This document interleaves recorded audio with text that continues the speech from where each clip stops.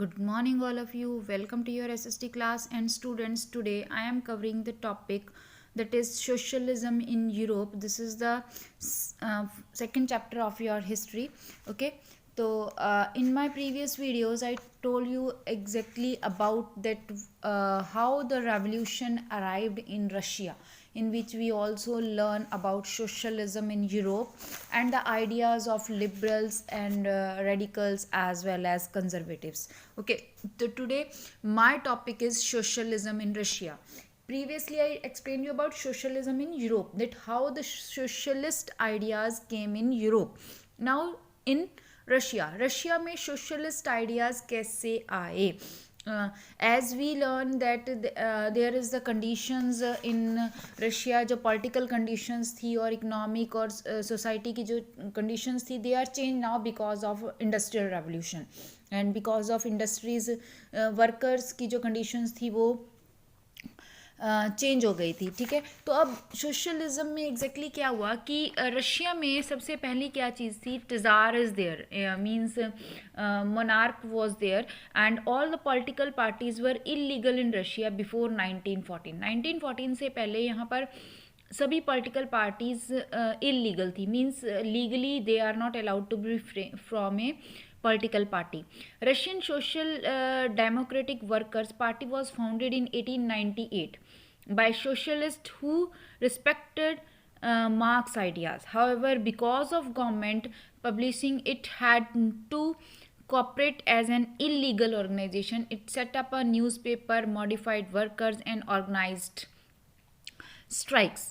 ठीक है, अब क्या हुआ कि 1898 में वर्कर्स पार्टी फाउंडेड हुई, सोशलिस्ट, जो कि मार्क्स के आइडियाज़ पर थी. और इसमें मेनली काम क्या था कि गवर्नमेंट की पॉलिसीज़ के अगेंस्ट वर्क करना था और इलीगल ऑर्गेनाइजेशंस थी. तो न्यूज़पेपर और इसमें मेनली क्या क्या चीज़ें की गई इस ऑर्गेनाइजेशन के द्वारा, न्यूज़पेपर पब्लिश किया गया, स्ट्राइक्स ऑर्गेनाइज करवाई गई और वर्कर्स जो थे वो इधर उधर घूम के अपने लिए सपोर्ट जो है वो कलेक्ट करते थे. ठीक है, अब रशिया में सोशलिस्ट ये फील कर रहे थे कि जो कस्टम्स जो हैं वो पीजेंट्स को और जो हमारे जो किसान हैं उनको कुछ चेंजेस लाने चाहिए. So peasants workers would be the main force of the revolution.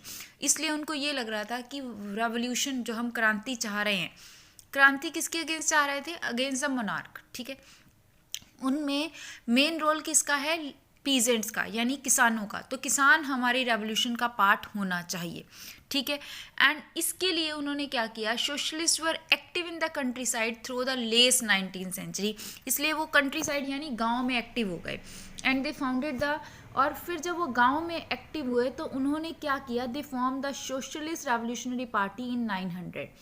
This party struggled for peasants' rights and demanded that land belonging to nobles be transferred to peasants.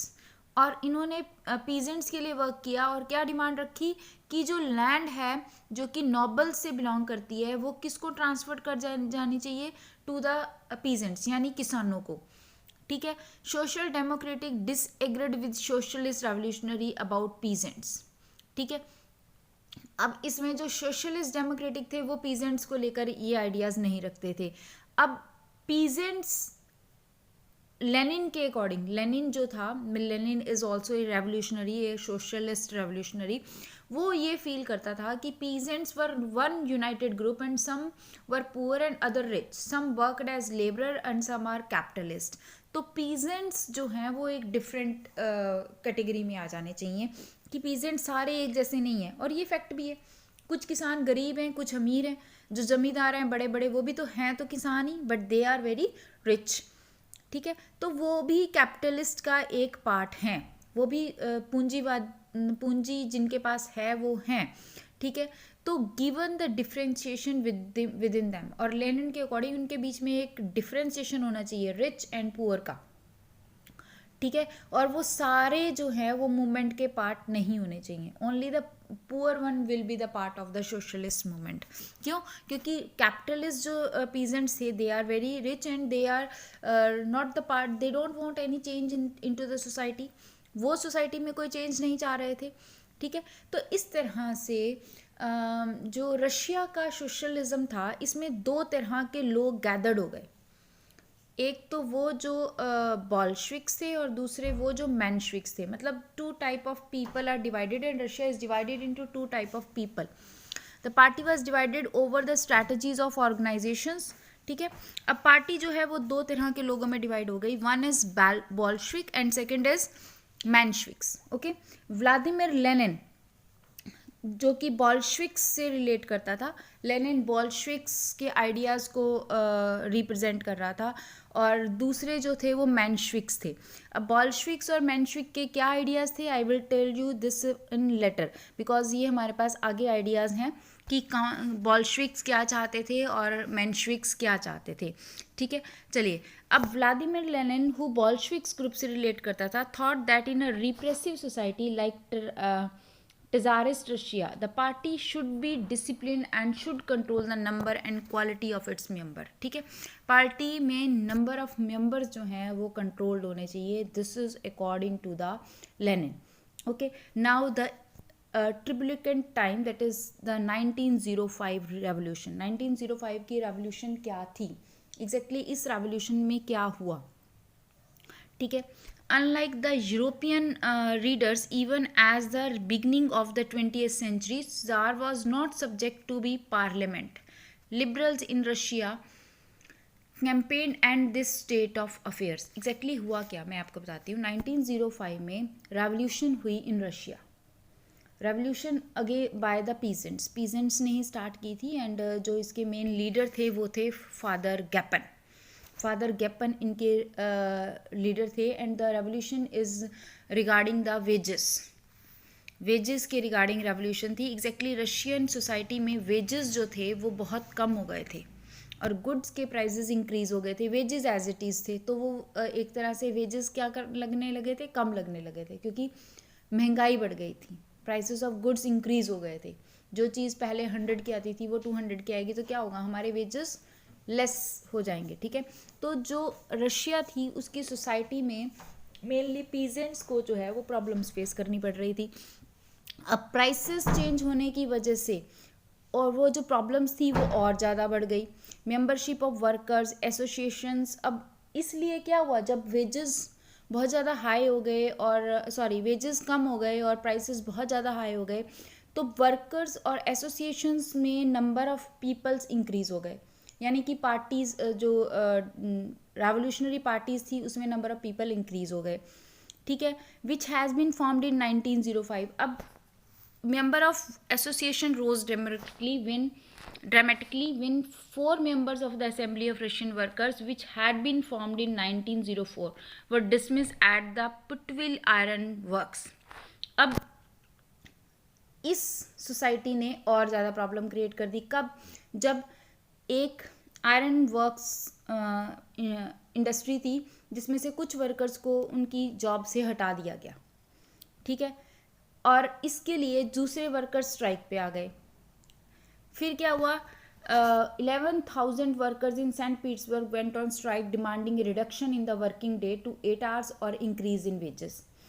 लोग वर्कर स्ट्राइक पर आ गए किस demand के साथ, कि हमारे working hours को कम किया जाए और हमारे वेजेस इंक्रीज कर दिए जाएं। ठीक है। फादर गैपन जो थे वो इनके लीडर थे। इन्होंने विंटर पैलेस पर अटैक किया और पुलिस ने बहुत सारे लोगों को मार दिया। लगभग 100 workers were killed and about 300 bounded, और 300 के लगभग जो हैं उनको घायल हो गए। और इसमें बहुत ज़्यादा प्रॉब्लम हुई थी। And Sunday is that on that day, that's why this day is known as Bloody Sunday, और इस इंसिडेंट को ब्लडी संडे के नाम से जाना गया।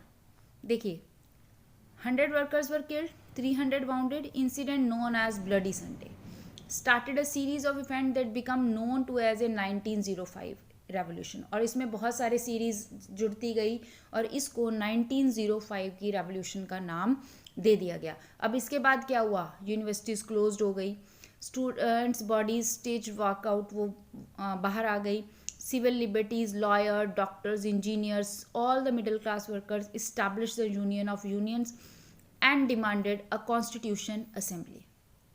और उन्होंने एक कॉन्स्टिट्यूंट असेंबली की डिमांड रख दी। तो यहाँ से रेवोल्यूशन स्टार्ट हो गई इन द रशिया। और फिर क्या हुआ, टेजार ने लास्ट में आके इनको मान लिया।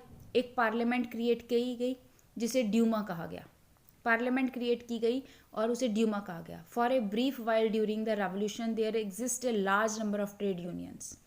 ठीक है, ट्रेड यूनियंस बनाई गई। After 1905 most of the committees and unions worked unofficially. ठीक है, अब मतलब नॉर्मली कि तज़ार ने एक पार्लियामेंट डिक्लेयर कर दी, बट वो पार्लियामेंट भी ज़्यादा दिन तक काम नहीं की और विद इन 75 डेज़ वो दोबारा से री इलेक्ट की गई। और फिर सेकेंड ड्यूमा, सेकेंड पार्लियामेंट को फ्रेम किया गया विद इन 3 मंथ्स। ठीक है, अब यहाँ पे भी क्वेश्चनिंग आ गई। तो ओवरऑल जो रेवोल्यूशन थी वो स्टार्ट हो गई in where, in Russia. This is the beginning of Russian Revolution. Okay, so next is about your the first world war and the Russian Empire. अब यहाँ पर हमने आज पढ़ा रशियन रेवोल्यूशन किस तरह से स्टार्ट हुई, ब्लडी संडे क्या था और ड्यूमा क्रिएट हो गई। ठीक है, अब नेक्स्ट टॉपिक जो रहेगा वो रहेगा रशियन एम्पायर पर फर्स्ट वर्ल्ड वॉर का क्या इम्पैक्ट पड़ा, but I will discuss this in the next video. Okay, till then good bye.